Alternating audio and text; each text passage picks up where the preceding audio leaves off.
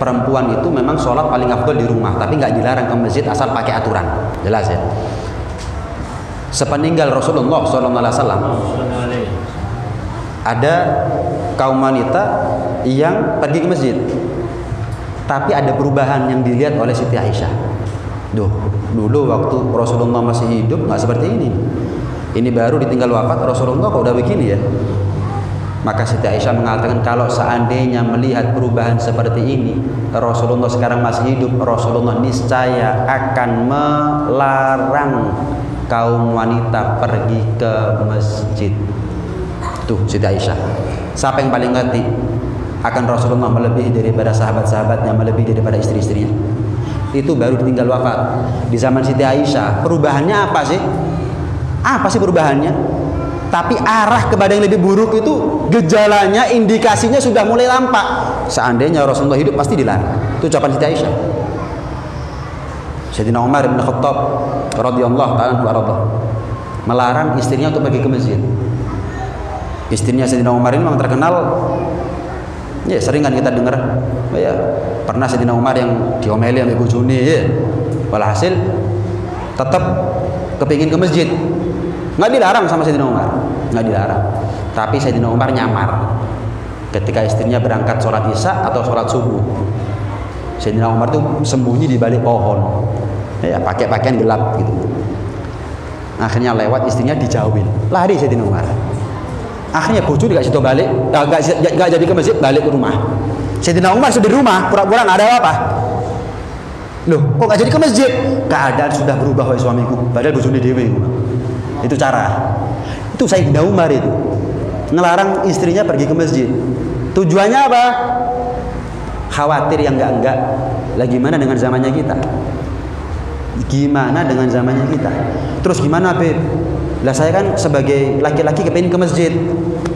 Paling afdolnya, kita bicara hukum ini ya, bukan pendapat saya ini, bicara hukum. Paling afdolnya bagi suami itu sholat di rumah kalau sekiranya dia sholat di masjid, istrinya sholat sendirian.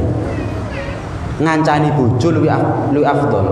Sekiranya posisi si suami ada di masjid nggak dibutuhkan, bukan imam rawatib, bukan yang megang kunci, posisi dia nggak dibutuhkan, bukan muadzin dan seterusnya, nggak dibutuhkan. Ada nggak adanya dia di masjid nggak ngefek sama masjid, tapi ada nggak adanya dia di rumah ngefek buat istri. Adanya dia berjamaah, nggak adanya dia pergi ke masjid sendirian istrinya. Masuk kita ini kepingin masuk surga bukan bareng bojo, bareng wong liya. Lebih afdol lagi kata ulama, berangkat ke masjid si suami, istri biar di rumah. Tapi nanti ketika pulang si suami baleni sholat ambil bojo. I'adatus sholat bersama istri, itu cara paling afdol. Sampai segitunya dibahas oleh ulama. Sampai segitunya. Lah mosok kita ini nggak cemburu melihat istri kita dilihat bodinya, dilihat wajahnya oleh laki-laki. Sayyidina Ali bin Abi Thalib itu loh, ngelihat siwak masuk ke mulutnya Siti Fatimah cemburu. Sampai Sayyidina Ali mengatakan, "Hudita ya'udal araki bi taghriha." Beruntungnya kamu wahai kayu siwak, kayu arak. Seenaknya kamu masuk ke mulut atau menyentuh bibir daripada istriku Fatimah. Ma khifta minni ya'udal araki araka. Kamu nggak takut kepada aku melihat kamu loh kayak arak. Lau kunta min ahlil kita lakotartuka. Kalau seandainya kamu kayu siwak adalah manusia, tak perangi kon. Berani-beraninya masuk ke mulut istriku. Kalau seandainya kamu manusia, tak perangi kon. Ketahuilah, ma faza minni ya araka arok. Ma faza minni siwaka ya siwaka siwak. Tidak ada wahai siwak yang pernah menang melawan aku kecuali kamu wahai kayu siwak.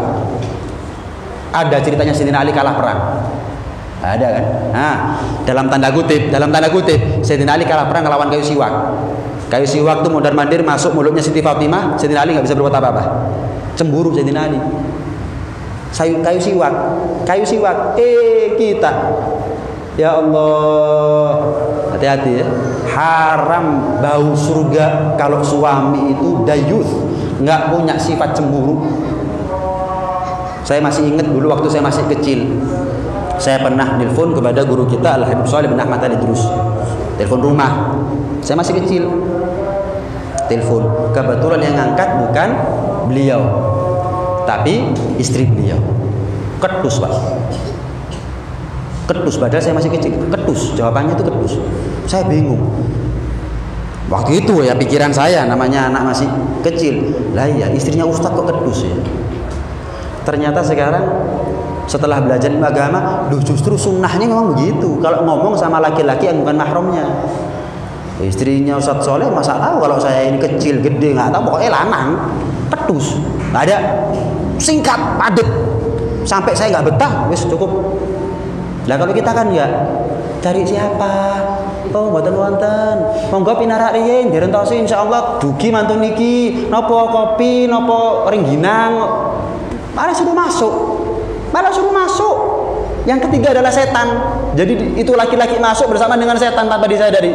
Ya'udzubillah min dzalik. Zamannya kita kurang fitnah ta. Kurang ta cerita tonggo ngepek tonggo. Kurang lah. Hah? Konco ngepek konco, kurang ta cerita seperti itu. Oh, ini temannya suami saya, sahabatnya. Kurang ta. Kok kita ini merasa nggak ada khawatir sama sekali dengan itu semuanya? Nah, karena itu jangan sampai, jangankan surganya, bau surganya diharamkan oleh Allah Subhanahu wa taala. Naam. Terakhir, untuk yang laki jaga mata, perempuan jaga aurat, yang laki jaga mata. An-nadhar sahmun masmumun min sihami iblis. Pandangan mata ini ibarat anak panah yang dilepaskan dari busur-busurnya setan. Yang mana anak panah ini anak panah yang beracun. Ya, tidak mengena kepada seorang laki-laki kecuali dia akan celaka nanti di akhirat. Faman tarakaha makhafatallah, kata Rasulullah. Barang siapa yang meninggalkan nadhar, melihat pandangan yang haram, melihat pandangan kepada yang bukan mahramnya, dia tinggalkan, dia palingkan, dia merem semampu dia meninggalkan apa yang haram tadi itu daripada pandangan. Yajidu halawatal iman fi qalbi. Niscaya dia akan mendapatkan manisnya rasa iman dalam hatinya. Dalam riwayat yang lain, man nadhara ila muharramin mala Allahu ainah yaumal qiyamah min nari jahannam. Barang siapa yang matanya terbiasa melihat sesuatu yang haram, nanti ada di hari kiamat Allah lemparkan batu-batu jahanam masuk ke dalam matanya, dijejel-jejelno. Terus begitu. Terus begitu. Wal iyadu billah min dzalik. Dari mata, hati, maaf, kemaluan. Kata Imam Haddad, bohong kalau ada orang yang mengatakan saya nggak bisa jaga mata, tapi untuk hati dan kemaluan saya bisa jaga. Hati saya iman. Mek moto gak bisa dijogo. Oh, maaf, kemaluan. Oh, nggak berani saya zina, nggak berani. Goro. Kalau sudah nggak bisa warok dari yang sedikit, apalagi yang lebih besar. Lek dikei duit 10.000 masih sing haram diselentem, apalagi 1.000. Lah kalau sudah mata itu nggak bisa dijaga, hati lebih berpotensi beresiko nggak bisa dijaga. Kalau sudah mata kalah, hati kalah, terakhir adalah kemaluannya yang kalah. Waliyadzubillah min dzalik. Mau sampai kapan? Mau sampai kapan? Hah? Mau sampai kapan? Ayo didik istri kita. Tapi kita hidup di Indonesia, Bir. Iya, nggak bisa. Pasti kita di jalan melihat perempuan yang membuka aurat. Al-ula lak wathaniyah alaik, kata Nabi. Pandangan pertama itu bagimu, tapi pandangan kedua itu atasmu. Pandangan pertama karena nggak sengaja kelihatan itu bagimu karena dosoi. Tapi lek diterus-terus atau merem tapi melek maneh, ditelok maneh, nah itu yang menjadi dosa buat kamu. Sebagai penutup, saya pernah hadir burdah ada di Surabaya. Pembukaan atau penutupan burdah waktu itu kebetulan yang mau idah Habib Umar bin Hafid. Persis di bawahnya tadi. Dengarkan. Orang Indonesia daripada apa yang beliau sampaikan saat itu. Orang Indonesia ini lebih berpotensi untuk jadi wali daripada kami yang di Hadramaut. Kenapa? Kami nggak ada peluang untuk jadi wali orang soleh kecuali dengan ibadah. Sementara Anda nggak usah ibadah macam-macam. Pokok jaga mata, nggak maksiat, lebih cepat jadi wali daripada kami yang di Hadramaut. Kami nggak punya peluang. Biskup ae gak ono. Lah kalau di sini jangan biskupnya, sak wedo ono. kalian di sini kata Umar, pokok ojo maksiat. Lebih cepat jadi wali daripada kami di Hadramut, karena memang orang itu ada dua bagian daripada agamanya, ketaatan dan kemaksiatan. Melakukan ketaatan dan menjauhi kemaksiatan. Nah, menjauh dari kemaksiatan lebih berat daripada melakukan ketaatan. Sholat anak kita bisa, puasa anak kita bisa, haji bisa anak kecil, zakat bisa, tapi menjauh daripada kemaksiatan.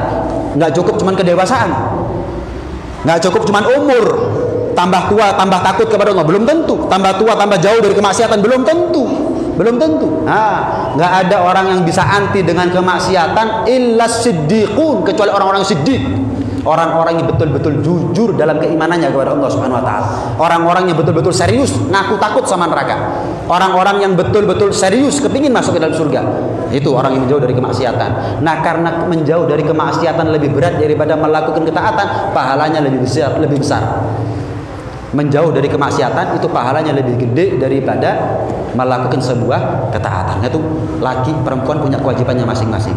Nggak usah laki nyalahkan perempuan, perempuan nyalahkan laki. Wis, kita nggak ditanya dosanya orang, tapi kita ditanya dosanya anak kita, istrinya kita. Nah, cukup kita jaga mereka, auratnya, adabnya, aturannya, fahamkan kepada mereka didikan-didikan Islam, maka kita nggak usah bingung dengan keadaan zaman. Nah, mudah-mudahan kita diselamatkan oleh Allah Subhanahu wa taala daripada fitnahnya zaman, demikian juga dengan orang tua kita, istri, anak kita semuanya. Mudah-mudahan ditetapkan iman dan Islam kita oleh Allah Subhanahu wa taala, meninggal dalam keadaan diridhai, meninggal dalam keadaan dicintai, meninggal dalam keadaan husnul khatimah. Amin Allahumma amin.